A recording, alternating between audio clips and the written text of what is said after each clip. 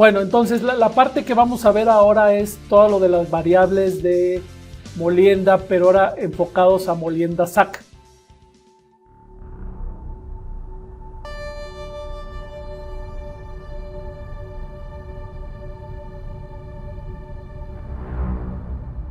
Bueno, primero vamos a definir qué es un molino SAC. El molino SAC es una característica principal es que el diámetro del molino SAC siempre es más grande que la longitud. Entonces es una manera de identificarlo. En cambio, los molinos de bolas, la longitud es mucho más larga comparado con el diámetro. Entonces, por ahí hay un dicho que se dice que en el molino SAC, un pie, déjale cambio el color, un pie en el diámetro equivaldría a mayor capacidad. Me dice que entre más grande sea el diámetro del molino SAC, mayor tonelaje va a poder procesar. Y en cambio, un pie de longitud, no el molino SAC, en un molino de bolas es para sacar un producto más fino. O sea, que entre más largo hagamos el molino, aumenta el tiempo de residencia de molienda en el molino y eso hace que pueda descargar un producto más fino. En cambio, si queremos una alta capacidad de molienda, pues vamos aumentando el diámetro porque vamos a poder procesar más. Normalmente la potencia está relacionada con el diámetro con una potencia a la 2.5, mientras que la relación entre la potencia y la longitud es elevado a la potencia 1. Entonces, entre más diámetro también se va a necesitar más potencia para el motor. Los molinos de SAC, el más grande que hay ahorita es de un diámetro de 44 pies. Se fijan, es un molino bastante grande. Y los molinos más grandes, molinos de bolas que yo conozco, el diámetro anda alrededor de 28 pies. Es de un molino en Perú, una planta Constancia, y tiene instalados molinos de 28 pies de bolas. Y los más grandes en Sudáfrica de molienda SAC de 44 pies. Son ahorita los extremos que hay ahorita operando en la industria. Entonces, los molinos SAC, el objetivo es para instalarlos de molienda primaria. O sea, generalmente el tamaño de alimentación a un molino SAC, o sea, el F80, anda en el rango de 6 a 5 pulgadas. La mayoría está diseñado que el tamaño de partícula de alimentación sea en este rango, aunque hay ahorita en muchas plantas es común que ya los tamaños de alimentación han bajado desde 4, incluso he visto plantas a 3 pulgadas, y esto es porque están instalando circuitos de trituración secundaria antes de la alimentación al SAC, y eso trae algunas ventajas. Ahorita vamos a explicar parte de esa problemática, pero originalmente los molinos SAC están diseñados en este rango. SAC significa Semi-Autogenous Grinding, que quiere decir autógeno es un molino que se muele con el propio mineral, y semi-autógeno es un molino que ocupa bolas y ocupa rocas para hacer la molienda. Ahora, si comparamos un molino SAC con un molino de bolas, hay pequeñas diferencias. Por ejemplo, tengo este diagrama general de las partes del molino, y pues vamos a tener la alimentación como cualquier molino. Después tenemos la cámara de rompimiento. Esta cámara de rompimiento que tenemos aquí, pues es básicamente como cualquier molino, independientemente sea SAC o no. Tiene sus levantadores y aquí es donde cubre el rompimiento. Pero de las primeras diferencias significativas, pues es la presencia de una parrilla para la descarga.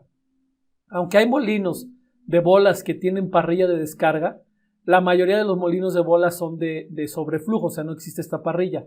En los molinos SAC todos tienen esta parrilla. Esta parrilla, el objetivo es mantener las partículas finas adentro del circuito, mientras que las partículas gruesas, mientras que las partículas finas pueden descargar a través de la parrilla. Después de eso viene un levantador de pulpa.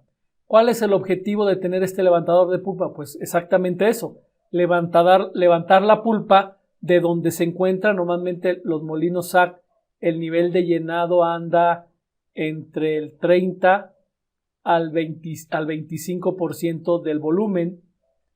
O sea, el nivel de llenado es muy por debajo del tronium de descarga. Entonces, para poder transportar la pulpa de este nivel bajo hacia afuera, o sea, que llegue por aquí y descargue, pues necesitamos este levantador de pulpa, que tome la pulpa de aquí abajo, la suba y la descarga. Entonces, ese es el objetivo. Entonces, la diferencia con respecto a los molinos de bolas son estos dos, tanto la parrilla como el levantador de pulpa. Eso hace que no toda la pulpa que está en el interior del molino SAG pueda descargar. En cambio, en un molino de bolas, toda la pulpa que entra eventualmente sale porque es de rebose, o sea, es de sobreflujo. Y los molinos SAG no sucede esto porque el nivel de llenado se puede ir aumentando. Si el levantador de pulpa no descarga con suficiente velocidad la descarga de esta pulpa. Ahorita vamos a ver las características de cada una de estas partes del molino y vamos a empezar con la cámara de rompimiento. Ahorita vamos a regresar al levantador de pulpa y a la parrilla. Entonces, si tienen ustedes la cámara de rompimiento, depende mucho del diseño de los revestimientos o de los levantadores. Hay diferentes tipos de diseños. Por ejemplo, aquí estoy mostrando uno que le llamamos aleta de tiburón, que es un perfil bajo y luego alto. Este molino está girando en esta dirección. Entonces las partículas están subiendo, llegan hasta un cierto nivel y descargan, ¿verdad? Entonces, si ustedes ven aquí el perfil de esta simulación, pues no tiene mucho parte de catarata. Realmente el proceso de catarata es bajo y la mayoría está aquí en la abrasión. Entonces este tipo de perfil me va a dar una gran cantidad de finos, pero poco impacto. O sea, probablemente las rocas grandes se rompan muy lentamente. En cambio, con este diseño de liner, que es un levantador alto y un levantador bajo, de este diseño, pues lo está levantando mucho más y ustedes ven toda la sección que está aquí. Voy a cambiar el color del puntero para que se vea más. Esta sección, que es la catarata, pues es muchísimo más grande que el diseño 1 y esto hace que la molienda sea mucho más agresiva. Muchos de estos van a ser rocas volando que al impactarse con los liners pues se van a romper. Algunas bolas pueden volar aquí y podrían dañar, ese es uno de los inconvenientes, pero aquí tenemos una gran cantidad de impacto, que quiere decir que las rocas grandes se van a romper. En cambio, las rocas, las partículas pequeñas y las bolas, pues la mayoría van a andar aquí en el riñón, entonces se produce una cantidad de finos. Entonces este perfil de carga se puede modificar fácilmente con el diseño del levantador. O sea, ustedes, no es lo mismo tener un diseño de este estilo bajo-alto que de este tipo aleta de tiburón. Entonces, una manera de optimizar los molinos SAG es hacer un estudio concienzudo sobre el diseño de estos liners. Ahora, no solo en los molinos SAG se hace el diseño del liner, sino se combina con la velocidad de rotación. Porque si hacemos una combinación de los dos, o sea, si el liner se va desgastando, uno de los resultados es que el riñón se va cayendo, así se dice, o sea, va perdiendo potencia de levantamiento. O sea, este riñón completo pues se empieza a ir hacia abajo y la catarata empieza a disminuir. Para poder recuperar esa molienda y esos impactos, lo que se hace es que se aumenta la velocidad. Por eso la mayoría de los molinos SAG, la velocidad de rotación es variable. Y esto me permite mantener todavía más vida en los liners hasta que llega un punto donde pues, ya no se puede moler. ¿A qué punto se deben de cambiar los liners? Es una pregunta difícil de contestar y es mucho de la experiencia y de los criterios. Hay métodos experimentales para medirlo. De hecho, hay una empresa que hace un escaneo al interior y puede escanear el desgaste y determinar hasta cuál es el punto máximo. O si no, pues ya por experiencia dicen, bueno, cuando me llega a tal grado de desgaste, pues es hora de relinear el molino para poder recuperar pues esa molienda. Entonces, ustedes se fijan, el diseño es muy, muy importante. Por ejemplo, aquí les voy a mostrar un ejemplo de cómo impacta, es un caso real de una planta donde se aplicó, es de un molino SAG de 26 pies y cómo cambiamos el perfil de diseño del liner y cómo impactó a la molienda. Por ejemplo, este es un perfil de levantamiento, el molino está girando en esta dirección y el perfil de levantamiento es de 7 grados, o sea, ¿qué quiere decir? Que cuando lo instalaron, el liner tiene un ángulo aquí de 7 grados. Se ven casi es como un rectángulo. Bueno, este tipo de levantador, la cara de ataque, que la cara de ataque pues sería esta de aquí, no, esta de acá, perdón, este ángulo, pues es de 7 grados y esto permite elevar las rocas, las bolas y dejarlas que caigan, ¿sí? Y se genera este perfil. ¿Cuál es el problema que yo veo aquí? Pues uno, una gran cantidad de impactos sobre el liner, no alcanzan a apreciar, pero sucede un fenómeno que se llama empaquetamiento, ahorita lo vamos a ver, que quiere decir que dura mucho tiempo las rocas y el mineral pegado entre liner y liner, y eso causa ciertos problemas. ¿Y por qué causa ese empaquetamiento? Pues por este efecto. Como de punta a punta del liner, la distancia que hay aquí es casi la misma de la distancia de la base, porque este ángulo de ataque es tan pequeño que 7 grados, que por la distancia básicamente aquí es un rectángulo y la fricción que sucede sobre las paredes es muy alta y no permite que las bolas descarguen fácilmente, porque recuerden, cuando la carga está aquí abajo, las bolas y el mineral son presurizados por toda esta carga, que son cientos de toneladas. Entonces aquí está todo presurizado. Entonces, si aquí se forma algo compacto que no puede fluir, pues es lo que llamamos empaquetamiento. O sea, queda el mineral empaquetado entre liner y liner. Y esto genera problemas de operación. ¿Y qué problemas genera? Aquí está fotografía de ese caso. Aquí el empaquetamiento, si ustedes alcanzan a percibir en la fotografía, esta parte de aquí tenemos mineral con bolas. Y el fenómeno que sucede es que es como si alisáramos el molino, como si hiciéramos el molino más pequeño. Y el problema es que se cae la carga y pierde capacidad de molienda, porque si reducimos el volumen interno del molino por carga empaquetada, pues estamos reduciendo la capacidad de molienda. En lugar de estar moliendo partículas, estamos allá acarreando partículas empaquetadas. Entonces, esto me genera problemas de capacidad. Este molino en particular que les estoy mostrando aquí, pues tenía ese problema. Todos los liners se encontraban empaquetados. Entonces, ¿qué se hizo? Pues bueno, se diseñó un liner con un ángulo de ataque mucho más alto, 25 grados. O sea, de esta normal, este ángulo fue de 25 grados. Y ustedes se fijan, el perfil de la carga cambió drásticamente. Ya muchos de estos impactos fueron sobre el pie de la carga, todavía hay algunos sobre el liner, pero lo que permitió fue que esta distancia es más pequeña que esta distancia.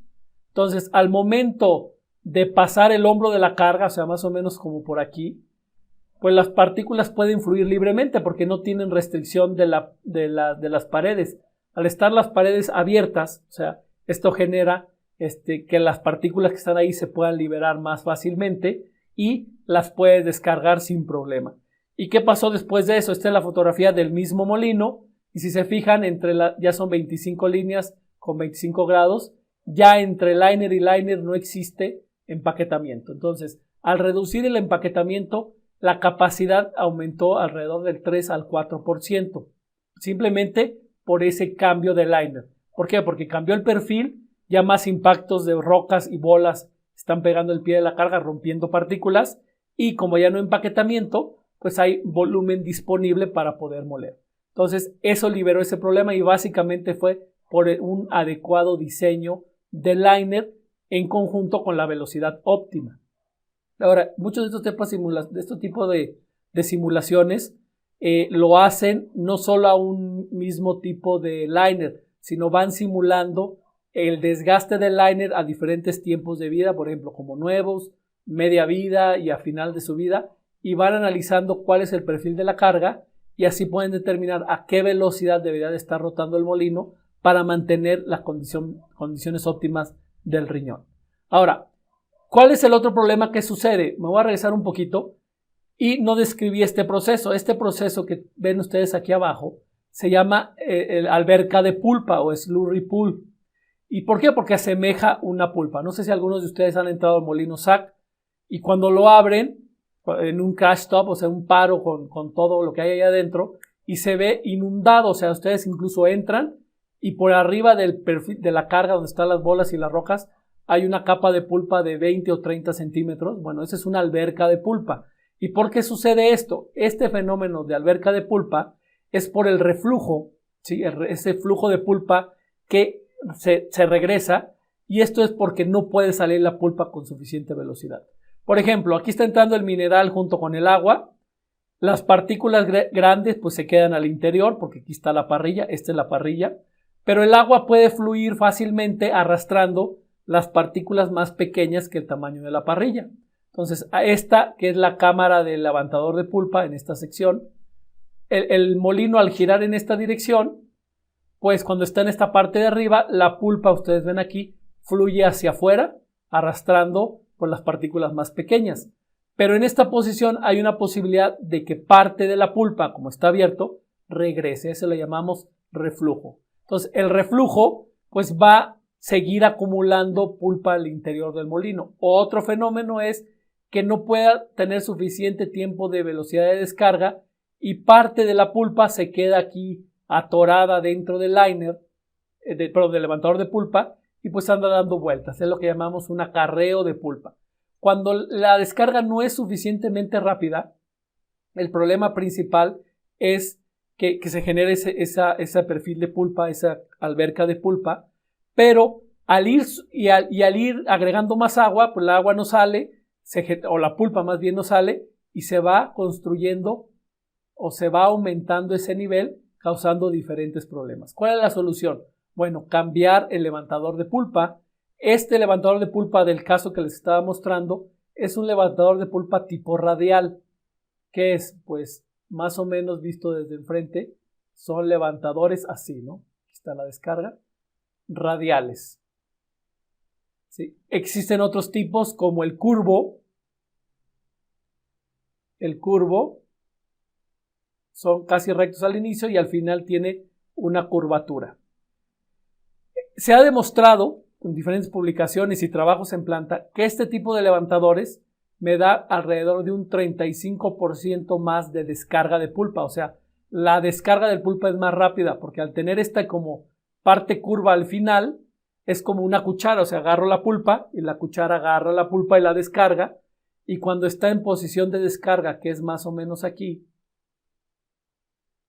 la pulpa se acelera por esta curvatura. En cambio, en los radiales, cuando está aquí, pues no tiene esa aceleración, es recto.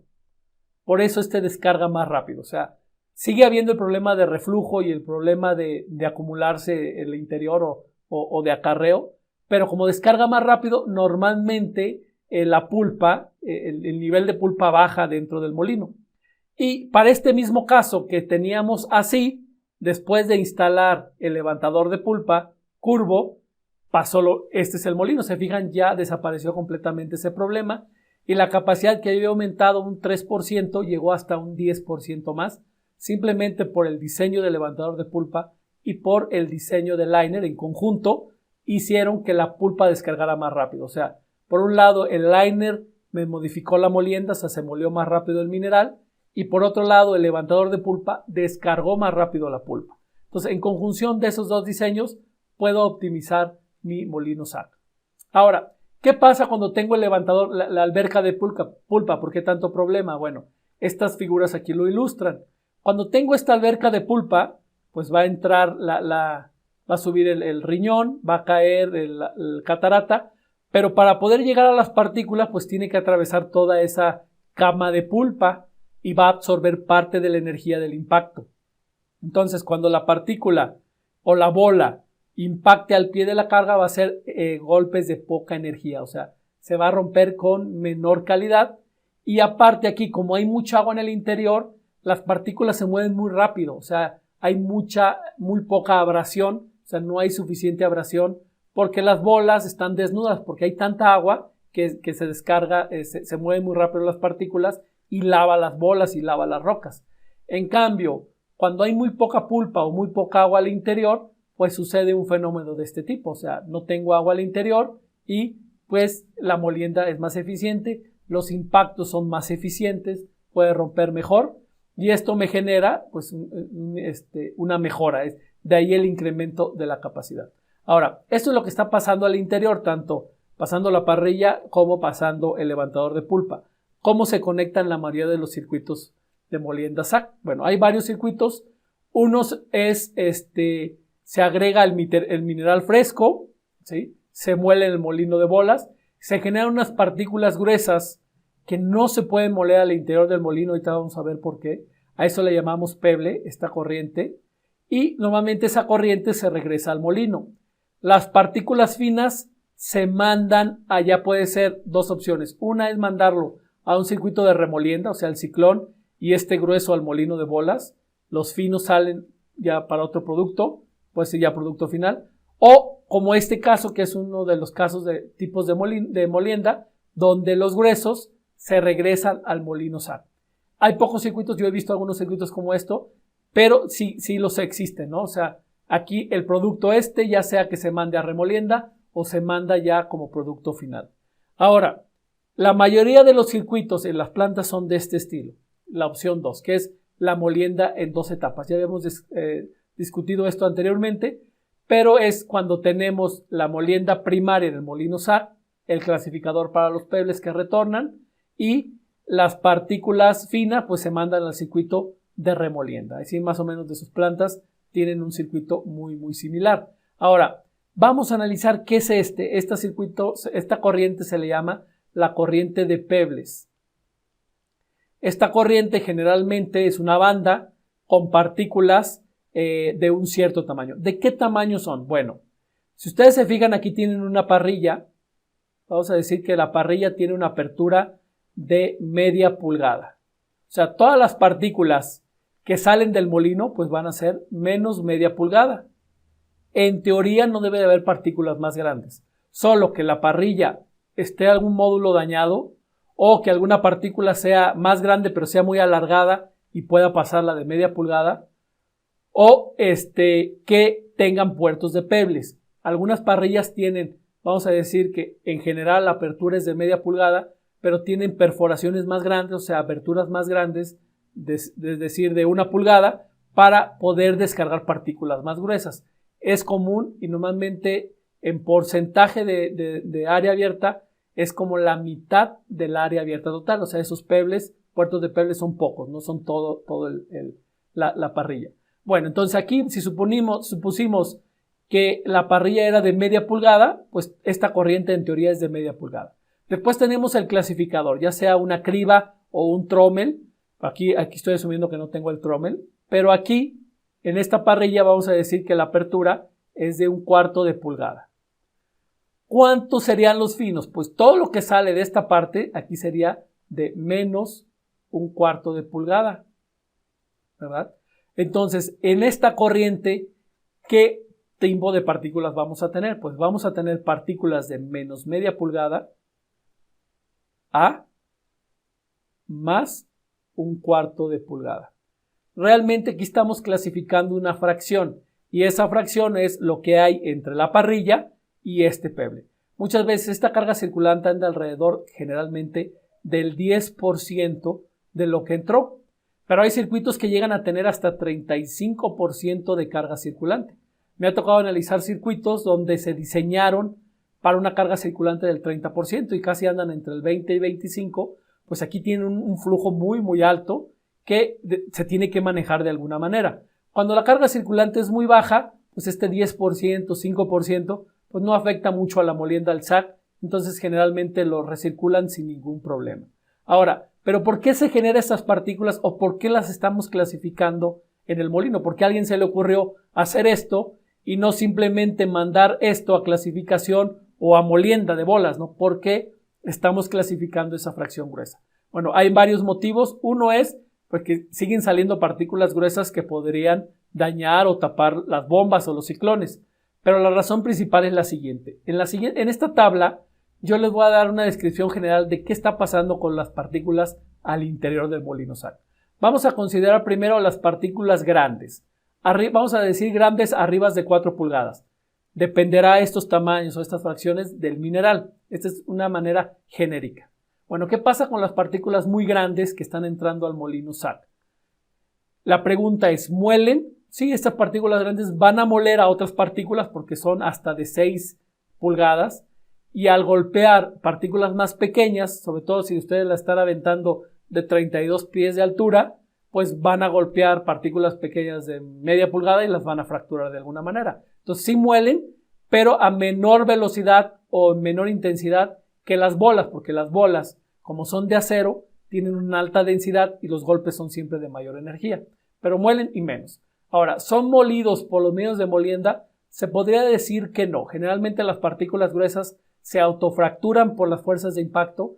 Las bolas a lo mejor las golpean, no las fracturan, pero crean fracturas al interior, y cuando golpean esas rocas al liner o a otras partículas, parte de la energía puede hacer que la partícula se fracture. Entonces, no son molidos por los medios de molienda, y así mismas, pues consideramos que sí. Entonces, las partículas grandes en general no tienen problema para desaparecer del sistema. Todas estas se muelen, de alguna manera se van a moler.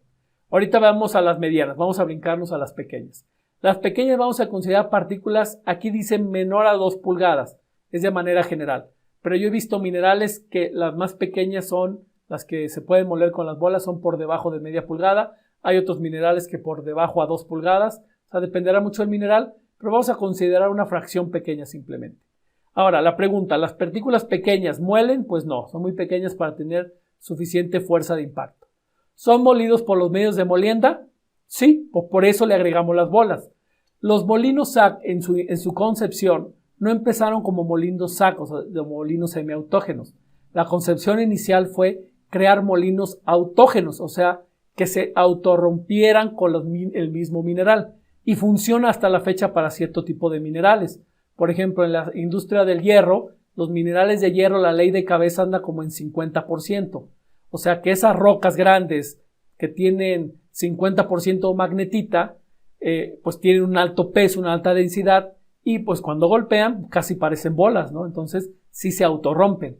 Pero si vamos a un mineral que la ley de oro es de 5 gramos por tonelada o 5 partes por millón, pues casi todo el mineral tiene la densidad del propio de la ganga, ¿no? 2.1, 2.5. Entonces las rocas grandes tienen poco peso específico. Entonces cuando golpean, pues no rompen a suficiente velocidad, suficiente energía.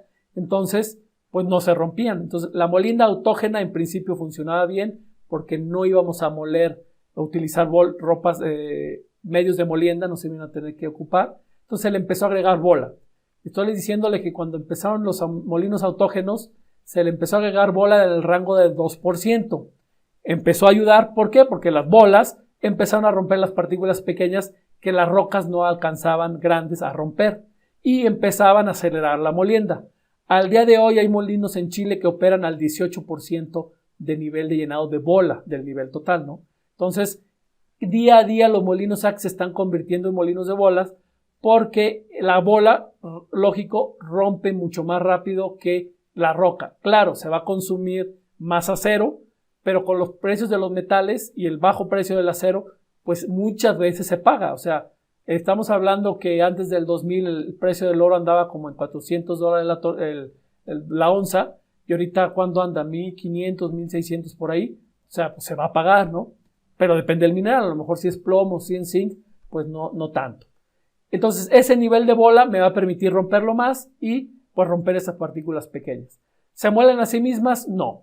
Pero si las bolas lo rompen, no hay problema. Las partículas pequeñas se van a romper y cuando alcanzan el tamaño de la parrilla, pues van a salir del molino. Ahora, ¿qué pasa con las medianas? Aquí me dice de 2 a 4 pulgadas, pero yo he visto molinos que el tamaño crítico, el que no se muele, ahorita vamos a ver por qué, es alrededor de media pulgada. Pero ahorita vamos a eso. Las partículas medianas van a moler, pero muy poco. Si no tienen suficiente peso para moler el mineral, para moler otras partículas. ¿Requieren medios de molienda? O más bien, ¿son molidos por medios de molienda? Sí, pero tienen un cierto tamaño que requieren mucha adición de bola para romperlas. ¿Se muelen a sí mismas? También muy poco. Entonces, ¿qué pasa con este tamaño de partícula? Sí se están rompiendo, porque es lógico, se van a tener que romper tarde o temprano, pero como se rompen a poca velocidad, se acumulan dentro del molino.